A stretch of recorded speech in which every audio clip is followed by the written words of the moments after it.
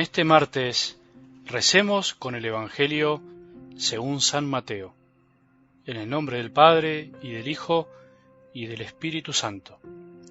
Jesús estaba hablando a la multitud cuando su madre y sus hermanos, que estaban afuera, trataban de hablar con él. Alguien le dijo: «Tu madre y tus hermanos están ahí afuera y quieren hablarte». Jesús le respondió: «¿Quién es mi madre y quiénes son mis hermanos?». Y señalando con la mano a sus discípulos agregó: «Estos son mi madre y mis hermanos, porque todo el que hace la voluntad de mi Padre que está en el cielo, ese es mi hermano, mi hermana y mi madre». Palabra del Señor.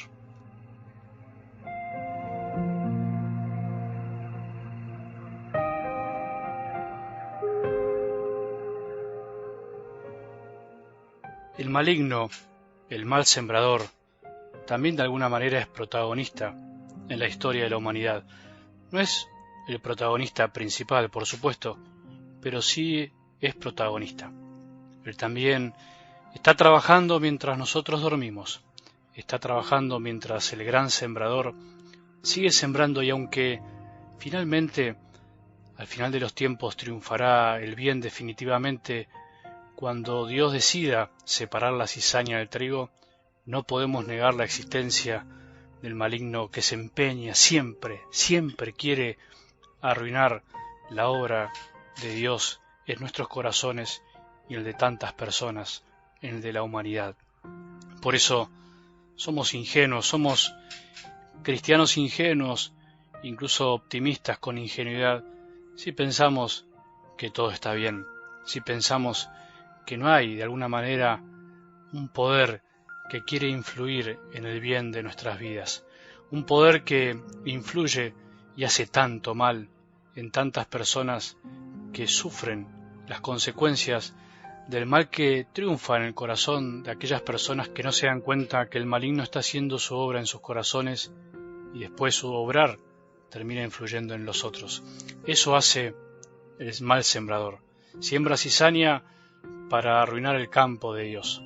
Pero pongamos la mirada en el gran sembrador, en aquel sembrador que es generoso y que tira tanta semilla que hará que algún día triunfe el bien. Mientras tanto, tenemos que vivir en tolerancia, en paciencia, en misericordia y en espera.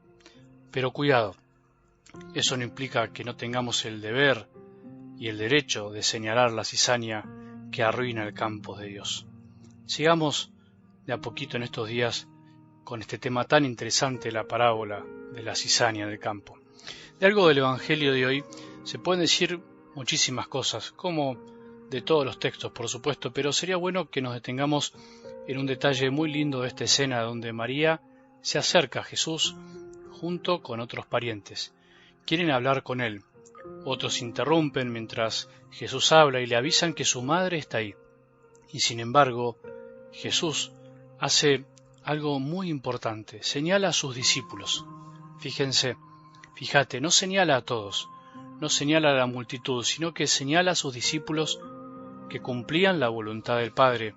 Y dice esta frase tan importante: estos son mi madre y mis hermanos, los que cumplen la voluntad de mi Padre. Quiere decir que Jesús de alguna manera distingue, discrimina. No te asustes con esta palabra discriminar, tan de moda hoy y tan mal usada. Jesús no discrimina porque es malo. Jesús distingue. No es lo mismo la multitud que sus discípulos. Para Jesús todos somos hermanos. No quiere decir que está rechazando a los otros. Sin embargo, unos se comportan como hermanos y otros no. No todos los que estaban cerca de él cumplían la voluntad de su Padre, sino los discípulos, aquellos que él señala. Y por supuesto su madre. No todos los que hoy están cerca de Jesús cumplen la voluntad del Padre. No todos los que decimos que somos cristianos cumplimos la voluntad de Dios Padre. No, de hecho nos comportamos muchas veces como antitestimonio, como cizaña también. No quiere decir que seamos malos, pero no siempre cumplimos la voluntad del Padre.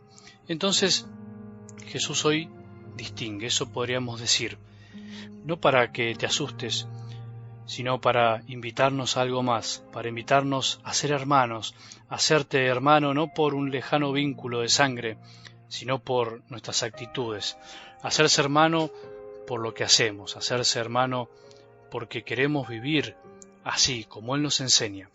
Entonces, lo que parece en principio una respuesta dura y casi un desprecio hacia María y sus parientes, es todo lo contrario, al revés.